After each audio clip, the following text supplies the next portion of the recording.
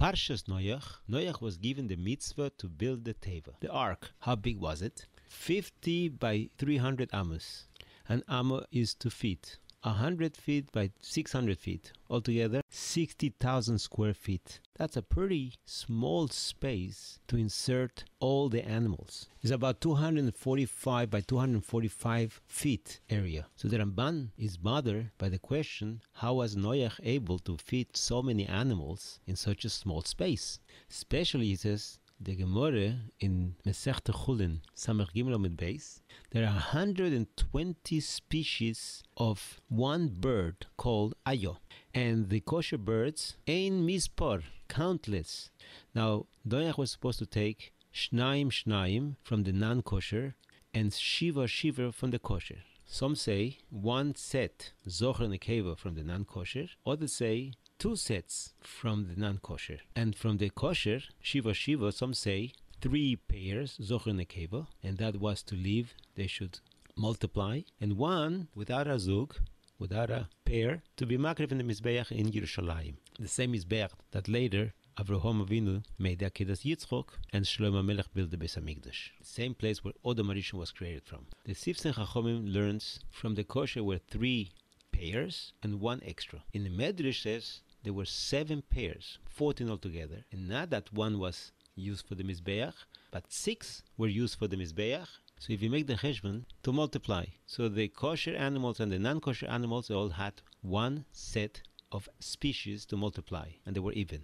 And the reason why there were 7, there are many interpretations. One interpretation we find by Bilam, he had the meaning to be makriv 7 because that was a meaning from Umas Oilam. Keneged the Shiva mitzvahs b'nei Noach, Avodah Zorah, Birchas Hashem, Shvichas Domim, Gilo Arroyos, Gezel, Dinim, and Ever Minachai. To be mechaper on these 7 mitzvahs, they had to be makriv these 7 behemoths. But Noach was only makriv 6 behemoths, 6 sets of behemoths actually. Why he was makriv the 7th one? Because Noach wasn't given yet the mitzvah of Ever Minachai until after the Mabul. So he was only mechaper on Shisho mitzvahs b'nei Noach. So back to the Ramban's kasha, how can you fit in such a small space so many animals? There are several tirutzim to this kasha. First, the Ran. The Gemara says in Zvochim Kuf Yud Gimel Omed Aleph Omed Beis that they wanted to be Meltamer Yerushalayim because of the bones of the Doir HaMabul. Omad Yeshua Graglov, and he was Metaher Yerushalayim. Was there a Mabul in Eretz Yisrael? We have Machloikes in the Gemara. Rabbi Yochanan and Resh Lakish. Rabbi Yochanan says there was no Mabul in Yerushalayim. There was no Mabul in Eretz Yisrael at all. And Resh Lakish says there was Mabul in Yerushalayim, but the water carried down the bones to Bovel, since Eretz Yisrael is Gavoa, is taller, and Bovel is a valley, a bika. According to Rabbi Yochanan, there was no Mabul in Eretz Yisrael. According to Resh Lakish, there was a Mabul all over. The Gemara asks Akashe, according to Resh Lakish, that there was a Mabul even in Eretz Yisrael, how was the Re'em Nitzel? Is a large animal. According to Rabbi Yochanan, the Re'em was saved in Eretz Yisrael. According to Resh Lakish, there was Mabul all over. The Gemara says, Omar Rabbi Yanai Guryois Ichnis Lateva. He took very small Re'emim. The Gemara says that cannot be because we have a Kabbalah from Rabbi Bar Bar Chono, which was a Talmud Muvik from Rabbi Yochanan, that the smallest Re'em, the day it's born, was shown to me, and it is as big as Har Tavor. And the Har Tavor is as big as 4 parsoos. In Arabic it's called the Jibal Tor. It's about 3,000 feet high. It's in the Chelik of Zvulun. And if it's 4 parsos, each parso is 4 mil. That's 16 mil. Each mil is 2,000 amos. So is 32,000 amos. Har Sinai is only 500 amos. Har Sinai was a 64th of the Har Tavor. They call this Shminis Shebeshminis. So it's impossible to fit such a baby animal in the Teva. So according to the Resh Lakish, how did the Re'em survive? So the Gemara answers, maybe the head of the reim was inside,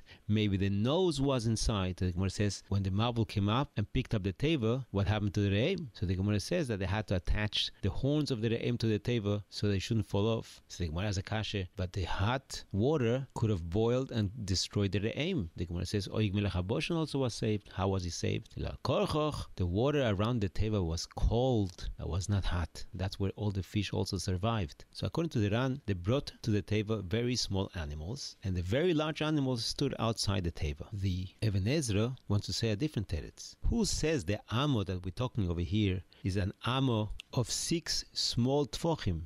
Maybe over here the amo was the amo of Noach, and maybe Noach was very large. Or maybe the amo of Oig, like the Posuk says in Devarim, Hine arso eres barzel. The bed of Oig is made of iron. Halohi berabas bnei amoin, 9 amos orko, ve4 amos rochbo, ba'amas ish, 9 amos long. But what type of amo? Amas ish. Rashi explains, ish means amas Oig. Like Rashi says, and not like the Rashbam says, that ish means a grown-up person. So let's make a cheshbon. How big was the amo of Oig Melech HaBoshen? For that we have to go to a Gemara Masechta Brochos. Daf Nun Daled Amud Beis. Tonu Rabbanon, haroe even shebikesh lizrok Oig Melech HaBoshen al Yisrael, al kulon tzorich sheyiten hoido v'shevach lifnei hamokim. And what do you say? She'oso nisim lavoiseinu ba'mokim. It's an halacha in Shulchan Aruch Reishut Chesif Aleph. And the Bir Halacha explains that Oig's father was from the Bnei Malochim, mi Bnei Achio ben Shamchazai. They were boiled el benois Odom,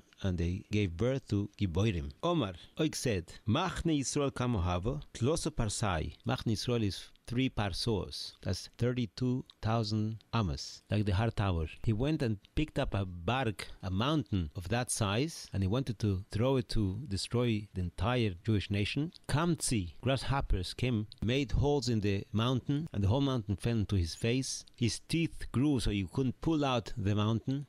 Moshe Rabbeinu took a stick, 10 amos tall. Moshe Rabbeinu was 10 amos tall himself, and he jumped 10 amos high, 30 amos altogether, until he reached the ankle of Oig Melech HaBoshen, and he killed him. With this we can make a cheshbon how tall was Oig. An amo is 6 tfochim, which usually the measurements between the elbow to the middle finger. Cubit or cubitus in Latin, or ellenbogen, the measurements of the elbow. A person's ankle is about a tefach from the floor. So a tefach of Oig is 30 amos. So a amo of Oig is 30 amos times 6 tvochim. That's 180 amos. So the amo of Oig is 180 times bigger than an amo of a human. If the teva was 180 times bigger than our amos, we have enough space to put a lot of animals. Especially, according to the Ran, the animals were small, like Rabbi Yanai says in Masechta Zevochim.